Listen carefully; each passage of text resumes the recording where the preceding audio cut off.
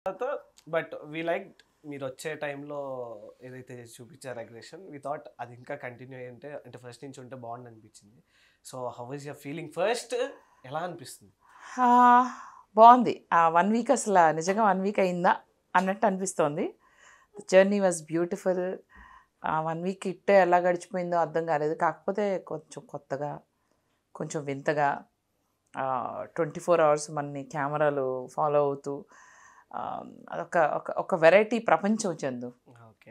అంటే లైక్ ఇంతకుముందు ఎక్స్‌పీరియన్స్ ఎవరు చేయలేదు. ఇప్పుడు మీరు లైక్ ప్రీవియస్‌గా మీరేమి ఎక్స్‌పీరియన్స్ చేయలేదు. హుహు. సడెన్‌గా ఒక అన్‌నోన్ పర్సన్స్ ఒక 14 మెంబర్స్, ఒక 13 మెంబర్స్ అన్‌నోన్ పర్సన్స్ గుంపులో పడేసినట్టు అనిపించిందా మీకు? అంటే అది కొంచెం కొత్తగానే ఉంది. ఎవరికీ అది అర్థం కాదు కదా! అది అర్థమయ్యి ఎలా ఆడాలి, ఈళ్ళతో ఎలా బిహేవ్ చేయాలి, ఎలా చేసుకోవాలి అనుకునే టైం కల్లా నామినేషన్స్ స్టార్ట్ అయిపోయి మనం నామినేషన్స్‌లోకెళ్ళడం.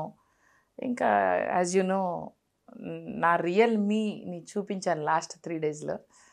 సో, లైక్ గుంపులో పడేసినట్టు అనిపిస్తుందా? లేదు అంటే how was the experience actually? It's a life time experience. ఇంకెప్పుడు ఎక్కడ మనకి అలాంటి ఎక్స్‌పీరియన్స్ అయితే రాదు, అవ్వదు. సో, కొత్తగా ఉంది, వెరైటీగా ఉంది, బానే ఉంది. ఓకే. ఫన్‌గా ఉంది. కాకపోతే నేనేంటన్నది చూపించే లోపల టూ ఎర్లీ అంటే నా పీపుల్ నా జడ్జ్ టూ ఎర్లీ అంటారా? టూ ఎర్లీ నాకు టైం ఇవ్వలేదు. Even to at least show myself ఏమో అని అనిపించింది.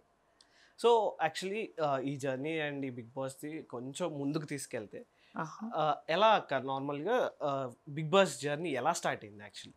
నా బిగ్ బాస్ ఆ! జర్నీయా? నాకసల అంటే ఇట్లా ఇంట్రెస్టెడా అంటే ఐ సెడ్ యెస్ అండ్ ఇంటర్‌వ్యూస్‌లో I went through and that's it. నేను అదే చెప్తున్నా నాకొచ్చింది గానీ నాకు దాన్ని ఎలా ఆడాలి, స్ట్రాటజీలు, ప్లానింగ్‌లు ఇవన్నీ చేసుకోలేదు. ప్రాబబ్లీ అది అందుకనే చేసుకొని ఉండుంటే ఇప్పుడు 'బేబక్' అది వేరే లెవెల్. ప్రాబబ్లీ నాకు ఇలా నామినేషన్స్ ఉంటాయి. ఇలా ఓటింగ్స్ క్లోజ్ అయిపోతాయి.